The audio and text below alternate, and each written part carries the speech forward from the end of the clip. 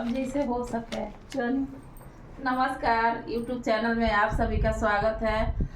हम लोग झूमर गीत गाने जा रहे हैं। आप लोग जरूर सुनिएगा और कमेंट करके बताइएगा कि आप लोगों को कैसा लगा। मैं पुष्पा प्रजापति, मैं गंगा मिश्रा। आप लोग हम लोगों को सपोर्ट जरूर कीजिए और लाइक और सब्सक्राइब कीजिए।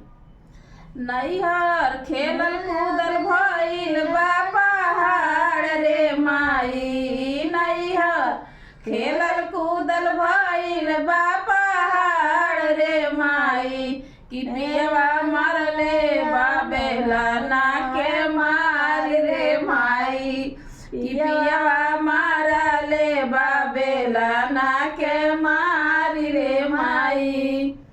नैहर खेलल कूदल भइल बा पहाड़ रे माई, नैहर खेलल कूदल भइल बा पहाड़ रे माई, कि पियवा मारले बाबेला ना के मारी रे माई, कि पियवा मारले बाबेला ना के मारी रे माई।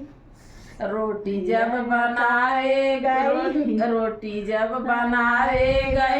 जर के भइल करिया, रोटी जब बनाए गईली जर के भइल करिया, सास जब खाए गईली फेंक देली थारिया, सासु जब खाए गईली फेंक देली थारिया, कि पियवा मारले बाबेला ना के मारी रे माई, कि तनी हमके बताव तू कुछ उपाय रे माई, कि तनी हमके बताव तू कुछ उपाय रे माई, कि पियवा मारले बाबेला ना के मारी रे माई, कि पियवा मारले बाबेला ना के मारी रे माई।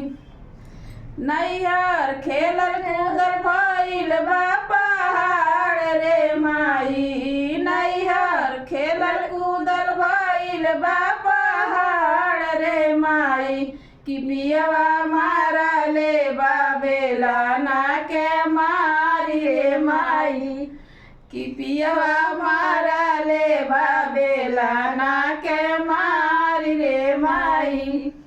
भात जब बनावे गईली जर गईल पेनिया, भात जब बनावे गईली जर गईल पेनिया, जेठनी जब खाए गईली फेंक देली थरिया, जेठनी जब खाए अइली फेंक देली थरिया, कि तनी हमके बताव तू कुछ उपाय रे माई, कि तनी हमके बताव तू कुछ उपाय रे माई, कि पियवा मारले बाबेला ना के मारी रे माई, कि पियवा मारले बाबेला ना के मारी रे माई।